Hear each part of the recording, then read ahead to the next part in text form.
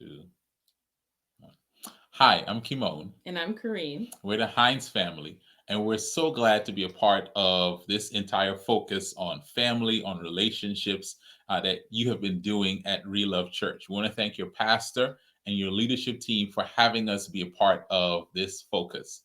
Now, we're going to be talking about parenting, and parenting is something that is challenging and rewarding, Yes. has its ups And it's and its downs. downs, Yes. but we love being parents, and we want to share with you just some of the things we've learned in our journey. Before we do, we want to introduce you to our children. We have three unique children. Our oldest is Jaden. He is a senior in high school. He's about to venture off to college. I can't believe it. Our second oldest is Janaya. She is a junior in high school. And our last child is Joelle. She's 14 years old and she's a freshman in high school. Between the three of them, they have four businesses and they each differ according to their own unique personalities. And the businesses range from video editing to press on nail business to body butter business to an education and apparel business focusing on teaching Black history. Yeah. Now, being parents, and we even with our children and all that my wife has shared about them, it comes with its challenges. It's a challenge from day to day. It's a challenge in the middle of this pandemic with them not being able to be with their friends. And today we want to address a particular problem. One of the problems that we believe as parents, many of us may feel and sense with our children. And that problem, particularly, is the problem that our kids are conditioned to be consumers. Consumers. That's right. They're conditioned to want to spend money, Mm-hmm. right? They're conditioned to want to spend a lot of time consuming content and watching a lot of media. And so Yeah. we just kind of feel like parents out there, just like us, you've sensed that problem around among your teen as well and among your children. Yeah, let's talk about some research. In 2015, 24% of kids ages 8 to 12 had their own smartphone, right? And in just 4 years, that number went up to 41%. 67% of teens between the ages of 13 to 18 had their own smartphones. But by 2019, that number climbed to 84%.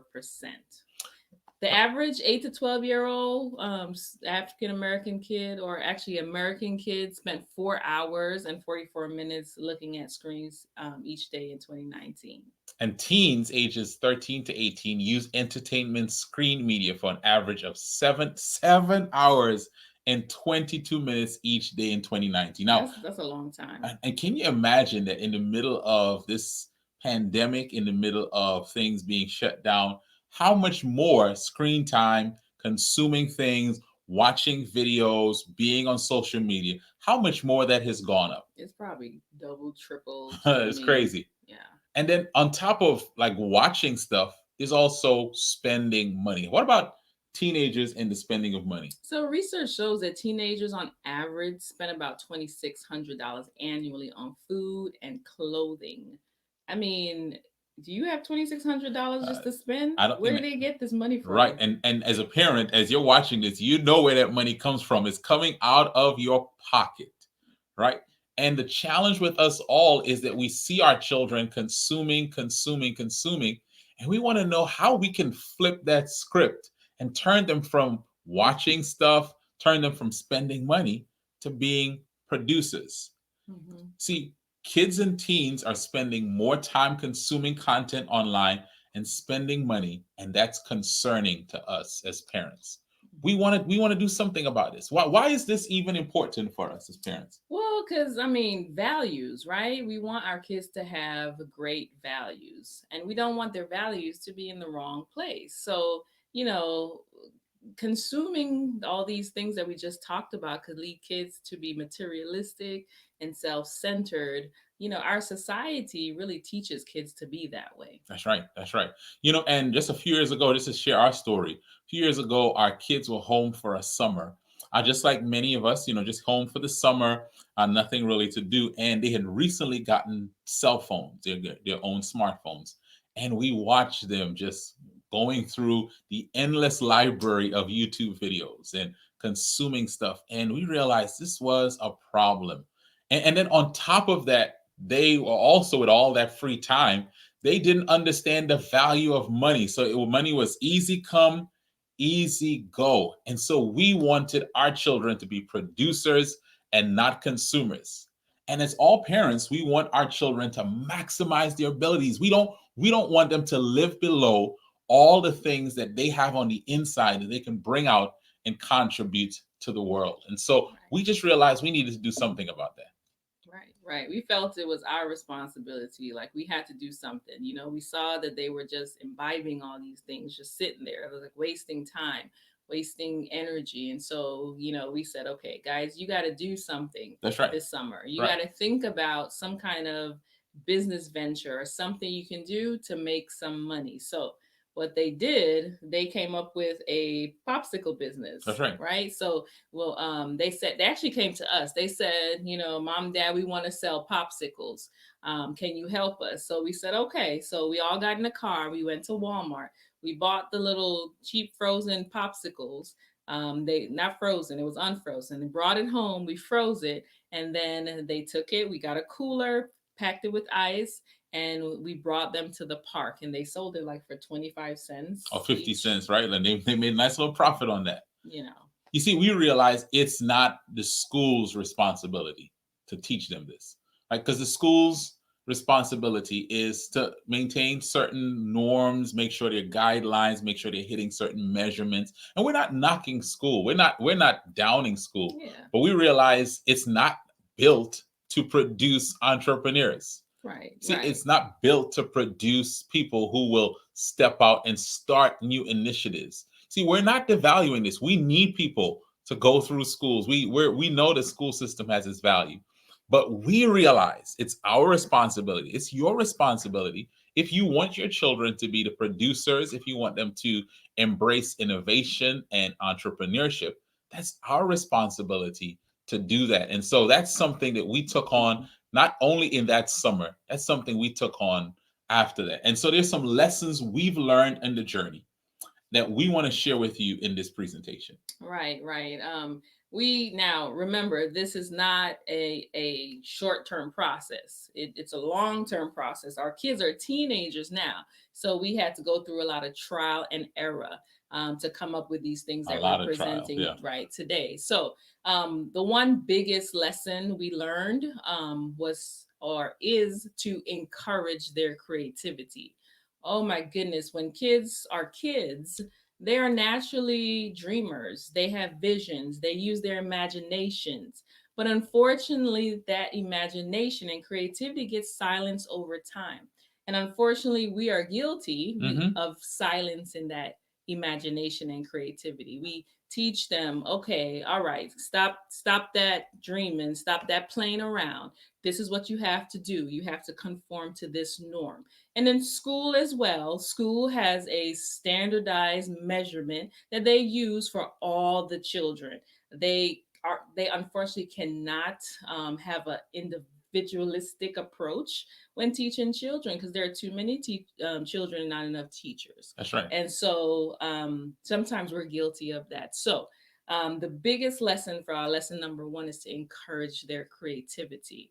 How can we encourage their creativity? How did we encourage creativity? Well, I'll tell you one of the things, just learning from failure, right? One of our kids would get on our nerves Oh because yeah, she was always into something. yeah, always. It produced a messy room. We had a lot of cleanup, especially when she shared a room with her sister. And we had to learn at times how to deal with that because at times we got frustrated. We were like, no, we need you to color within the lines. We need you to clean your room. We need you to do things the exact way that it's supposed to be done. And she saw things differently from the average person. But we wanted her to conform Yeah, and to just do it that way. And just we had experiences with her where she would create her own thing. Like she created her own like mascara that we were saying, no, we don't want you to wear this stuff. And she made her own yeah. and So it worked. yeah, so I have to tell you the story about the mascara thing because this is our youngest child we're talking about.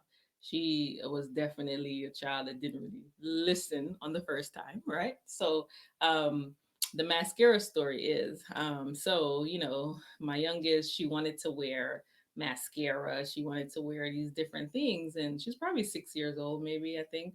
And so what she do, she saw a problem and she waited till one of my mascara bottles were empty. And she asked me, "Can I have this?" And I said, "Okay, fine, sure." So the child took the bottle. She placed a mixture of castor oil and she took a black ink marker, the filling that goes inside the marker. She took out the filling to produce black ink and she mixed it with the castor oil and she took the brush and she used it on her eyelashes to make mascara. Wow. Her eyelashes grew. Yeah. I mean, it's just amazing. And we learned that we had to rethink our view of creativity.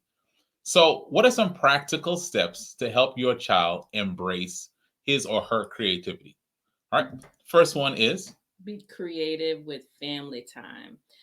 Use this time to be creative. Allow them to use whatever measures they have. You know your child, right? So sometimes we would have them make up stories, or we would give them a situation or a scenario to dramatize mhm, and to use their creativity to lead out whatever situation it was. And we had to remember to affirm their way of doing it.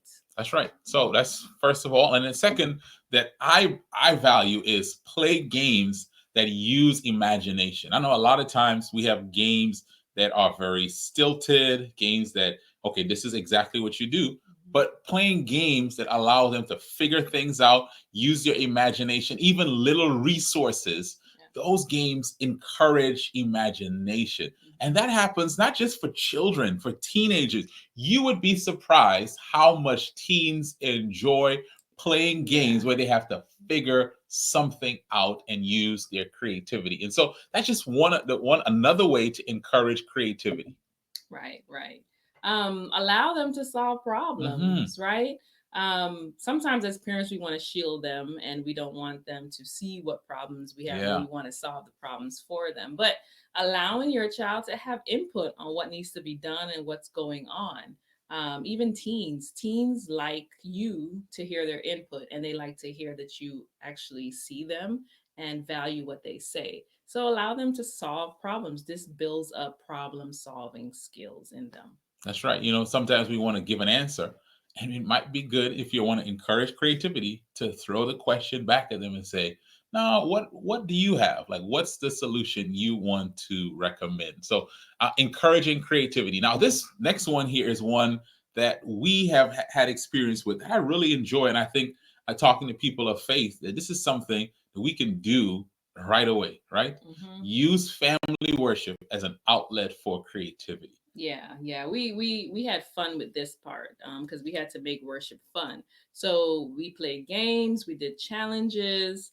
We wanted the children to not be spectators That's of right. worship, but we wanted them to lead in worship and be engaged and contribute to the time together. So again, we used our imagination. We created stories. We let them reenact stories. We let them come up with the worship ideas, things like that. We had dance offs. We had dance offs. We had different things. So you see whatever works for your family and you make it happen. Be as creative as possible. Yeah, I think that one right there is one for me that I think we miss out on an opportunity. As busy as we are, if we're able to, when we have family worship, that's a place where creativity can be embraced. It can be affirmed. Creativity can happen because it does. Sometimes I think we're so focused on teaching a lesson like the Bible lesson that we don't realize we are engaging our children and their creative space. So I just want to encourage you, use those four steps we just talked about on the first lesson of embracing and encouraging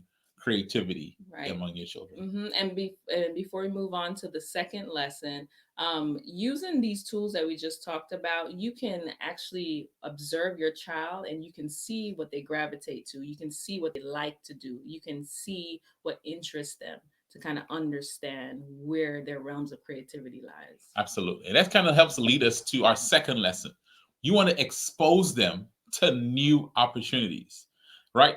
As a parent, you need to take control of your kids' education. Your kids will absorb what you put before them. Mhm.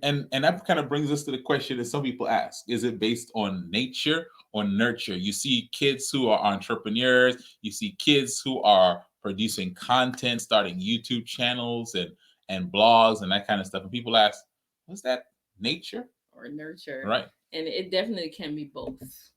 Right. So they probably ask, why do some kids become entrepreneurs? There are some kids who have natural abilities. Mm-hmm. It's in them. Mm-hmm, mm-hmm.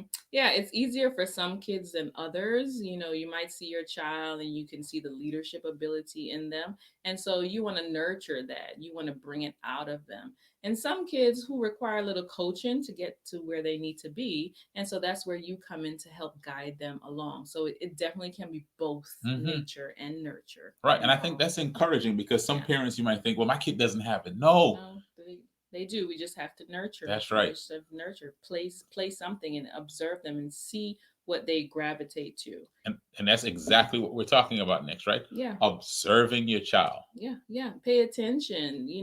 Got to spend a little time to pay attention. And again, it was a process for us. We couldn't see it at first. We were trying to kind of quench certain things, but when we saw repetitive behaviors and we were trying to get it in line, but then we said, you know what, this child has something, and Mm-hmm. we need to kind of focus it and give positive feedback and things like that. So one thing that helped us too, when we did family time, we used to give like a family project and assign certain roles to Yeah. each kid, and we would see if they were able to carry it out, or we see if they really liked it, or things like that. So that kind of helped us to kind of guide them in the direction that we saw that they wanted to go. I mean, even something as simple as if we're all doing something, you see who takes what role in that Mm-hmm. thing. And as a parent, your job is to be a student of your own child. And sometimes that's hard. That's right. So when we talk about, just exposing them, we want to observe your own child. And then the second part of that, exposing them to new opportunities, is encourage learning. Encourage learning. Just simply like don't just give them a book to read, like incentivize them for reading that book. Kind of talk about that a little bit. So you might be saying, what? Give them a book to read and give them an incentive. They just better read it because I told them to read it. Yeah.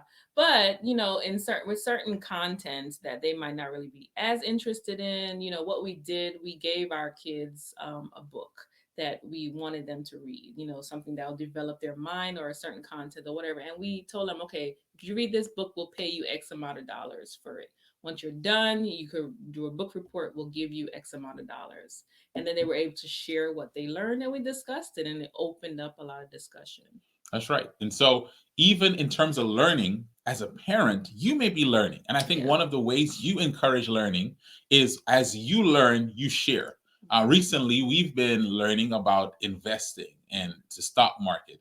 And we've been exposing our kids and encouraging them to come along with us on the journey. You see, if we're starting at one spot and we may think it's late in the game for us, we don't need them to take as long to get some of this learning as we did. And so, part of the way to encourage learning is not just incentivize, but also teach them as you're learning. Show them that you're a student in the same way that they're a student of that thing. Right. Or just, expose them to the material, right? Right. Some kids, osmosis is real. And so if they're in the room and you're listening to something, Mhm. like we talked about stocks, we're listening to something on investing in stocks, they're listening. They're taking in that information. That's and right. they might come to you, question, That's and right. then they might be interested in it. So Good. It's very good. Yeah. mhm. And then on top of that, the next thing we'd say in terms of exposing them to new opportunities is connecting them to mentors. Maybe you may say, I can't do this. I'm not an entrepreneur, right? Yeah. I'm not a this. I've never done this. So I can't help my kid do this. Well, maybe let's say that's true, but you may know someone who's done that thing that you want to encourage in your child. You may know someone who's had experience in that. You may know someone who knows someone else. Yeah. I just want to encourage you, expose them to mentors. You don't have to be the only one that is speaking and pouring into them. There are other people who are willing to do that. I remember for all three of my children, we've been blessed to have people to mentor them in various areas. We've been blessed that there was a young man at our church who was a little bit older than my son who mentored him in the area of audio visual stuff. We were blessed. There was someone who was in the area of history and politics that work with one of my daughters to help her to cultivate her love for that. We were blessed that we've seen people who are female entrepreneurs who've mentored our youngest daughter. We've been blessed. And I just want to encourage you as a parent, if there's something you want to encourage in your child, to find a good mentor and make that connection with your child. Right, right. Lead them to the right That's resources. right. That's Yeah, right. because sometimes as adults, we don't know what we want to do until we explore certain That's things. right. And we have to expose our children to these different opportunities, different careers, different paths, That's so that right. they can have a more informed decision making process. That's right. And then what about this one? Oh, yeah. Teach them the value of money. This was so big in our Yeah. household because the kids were always asking, they Yes, always yes. had their hand out. And I'm like, why's your hand out? You know? And so they were always asking for money. So we had to teach them the value of money. So we started an allowance thing because I think they had come to us and they said, "Can we have an allowance?" And Hmm. we're like, "What? We allow you to live in the house. That's right. That's your allowance." So, we started to post jobs actually. So they had their chores or whatever, and we started to post jobs like on a job board. So it was basically like stuff I didn't want to do. So I would post, clean out the garage or sweep the garage. It'll be, $3 or whatever. And I'll say something about, another task, and it will be $4. And so they would have to come to the job board and they would have to select the job. Sometimes I would ask them to apply for the That's job. right. They would have to come on an interview, especially if more than one of them wanted the same job. And then we would call them and let them know which one got the job. And once they got the money, then we went further and we taught them the value of giving, saving, and spending That's right. with their money. Right. I think now that our kids are building their businesses, one of the things that these lessons that they learned when they were younger Mhm. of valuing a dollar, it's Yeah. so much more important Oh, yeah. because as more money comes in, kids have to learn. Okay, when all of it comes in, I don't spend all of it. It doesn't Yeah. mean I just go blow it on food. It doesn't just mean I can get new clothes. It means I know that for every dollar that I get, a percentage is going to giving, Yeah. giving to the causes, giving to the work of the church, giving to the Lord. They also learn to save for future. Yeah. They learn to invest, and then they have to have something to spend as a reward for their hard work. And so, exposing them to new opportunities also helps them to value money, to see money as not just something that is given to them by their parents, but something that they earn. And I'll tell you, when our kids started earning their own money, they started like being a lot more selective, right? When Yeah. we said, okay, you have to buy this, it's like, Yeah, they're oh, like, I don't really need it yeah, anymore. that's right. It's like they learn really quickly what's a want and what's a need. Yeah, they wanted to hold on to their money and spend our money. That's right. And that's where I'm going to draw the line. No, you have your own money. That's right. So we're talking about how to encourage and to grow kids who are producers. How do we grow kids who are entrepreneurs? How do we help them to go out there and to take the skills and the talents and the abilities that they have and build something of their own? And so we've talked about encouraging creativity. We've talked about exposing them to new opportunities. And the third lesson that we've learned in our journey as parents of teens is this lesson of allowing them to experiment with new adventures. Now, this is one of the most difficult parts of the puzzle. Like, I mean, why is this? Why might this be difficult for you? Why might this be difficult for me? So it's difficult because we have to let them do these things. Right. We have to explore our own biases. Like we realize, like you and I, we're conditioned for safety and for security. Mm-hmm. Like so, we don't want our kids to fail. Right. I remember the first time you talked about the popsicle, like sending them out to sell popsicles, Right. and people were telling them, "No, I don't want it." And some people were kind about their no, and some people were unkind about their no. And Yeah. as a parent, seeing them go through something where they were experiencing rejection, where they were experiencing difficulties, that was hard for Yeah, me yeah. You because want we don't want our kids to experience right, failure. right. We wanted to chase those people. Say you're gonna buy a popsicle That's today. right. I mean, and I think our own experiences is that we value getting guaranteed stuff, get a Yeah. job, have a guaranteed career, a guaranteed path. But to raise children who are producers and entrepreneurs, you have to embrace risk. In fact, that's in the definition of what an entrepreneur is. Basically, entrepreneur is one who organizes, operates, and assumes the risk for a business or a venture. And with risk always comes the possibility of failure. And that was one hard thing for us. As parents, you want to shield your kids That's from right. failure. That's You right. don't want them to fail. You don't want them to fall. You want to embrace the fall if they have to fail, but it was a good thing. Failure, and they failed many times over. Hmm. What they have today, there were a lot of steps in between. They pursued like different businesses between themselves, and there was a lot of failure involved, sadness, disappointment. But through it, they learned to recover from failure. That's right. And that's one thing, children nowadays, they don't know how to handle. They don't know how to handle and cope with failure. Yeah. So this is one good thing that came out of it. Yeah. I mean, we realized that we didn't handle this right all the time. Like, I will say more me than my wife. Like, we rescued them and we shielded them and we caught their fall. But in order for your children, my children to grow, they have to experiment and see some things work and see some things that don't work. And so, Yeah. here's some practical steps to help your children experiment with new ventures, experiment with new adventures, experiment with new things, to create that whole culture that we experiment here in our home. We encourage experimentation. And so the first step we'll say to encouraging and creating a culture of experimenting is letting them start small. Yeah, let them start small. If your child wants to start a business or even just try to make money, let them find, small jobs around the house. Let them present that job offer to you. Let them negotiate for the That's for the right. pricing of the pay, And if there are neighbors that you're familiar with, the family that live close by, let them find jobs for the neighbors, and again, let them learn how to present their pricing and their offering. And while they're doing this, they're learning negotiation skills, especially with you when you offer $2. They said, no, $2.50. Yeah. You Yeah. say, no, take it or leave it. And so they learn those things. So nothing is too small to get started with. Yeah, and I think that's so valuable.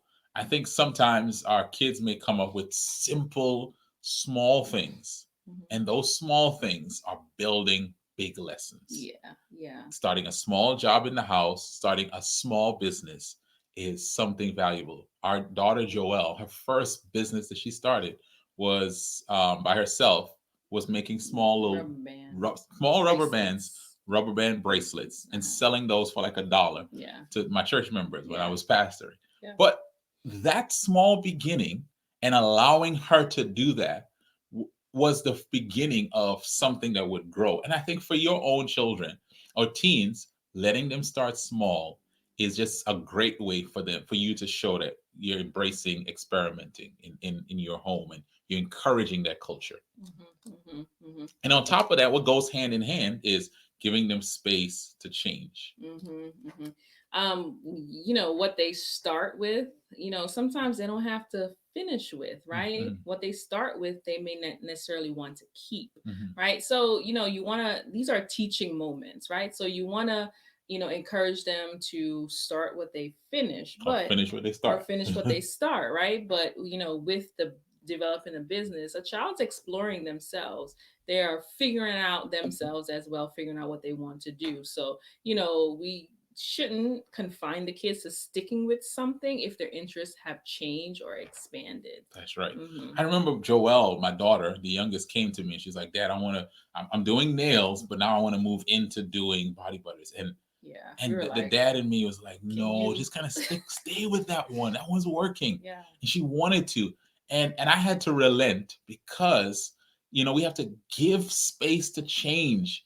Your child is changing, they're going through different change, your teen yeah, is changing, their interests are changing, their yeah, outlook is changing, yeah, the things that they're seeing changing. yeah. And one of the things that you can do to really encourage experimenting is to allow them to make shifts. Now, the movement needs to keep happening, but that movement may shift. Yeah. And so affirm that. Yeah. Be okay with that. Like, be okay with, okay, you're going to do this today. All right, at least keep it for a little while, but you can still make a change. Yeah, yeah, yeah. And that leads to, our next point. You have to be their biggest supporter. Even if you think, they're not doing that great of a job, they can do little things differently. You have to go in front of the mirror. You have to practice your That's right. smile in That's front right. of the mirror and produce that smile to them. You have to be their biggest supporter. They're looking at you, they're leaning on you. They're looking at your vibes, so you have to be very careful. You have to encourage them along the way. If they're selling something, you have to post it on your social media. You have to Mm-hmm. tell your That's friends. right. You have to help them get that crowd, get that networking. You tell your cousins, your aunties, your brother, your sister, your second, third, fourth, fifth cousin, and you got to promote that thing. So, while you're helping them to learn how to promote their things in their own realm. So, you have to be their biggest supporter. You have to be behind them in everything that they do while you are allowing them to experiment.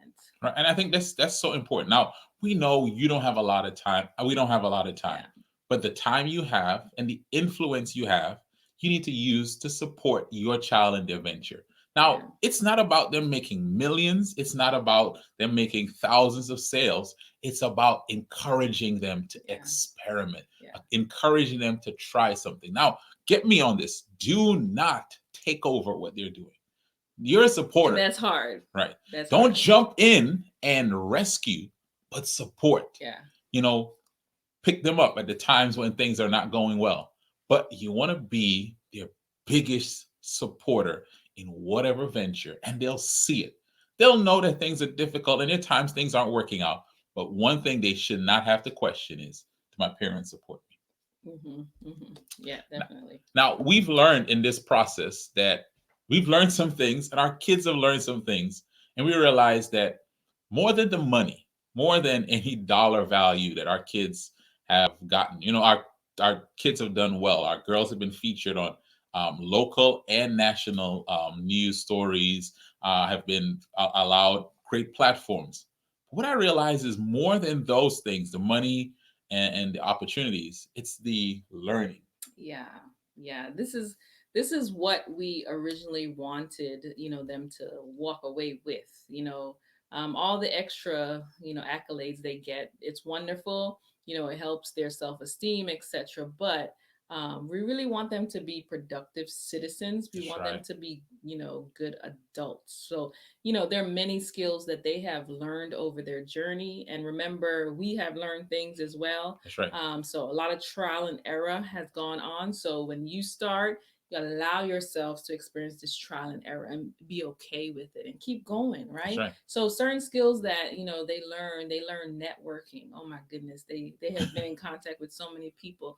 They learn to speak for themselves. That's They right. need to learn to speak and send emails and communicating on social media and things like that. They've learned leadership, creativity, of course, customer service, right? So when presenting their products, they have to respond to people who might not be, pleased that their, delivery didn't get there That's the right. moment they wanted it to get there, things like that. They've learned negotiating skills. Okay, they've learned problem solving, sales, of course, tenacity, resilience. They learn from their mistakes because they've made some mistakes and learned from them. And the most important thing that's important to me, I think, is like they learn to handle failure. Yeah. Hmm.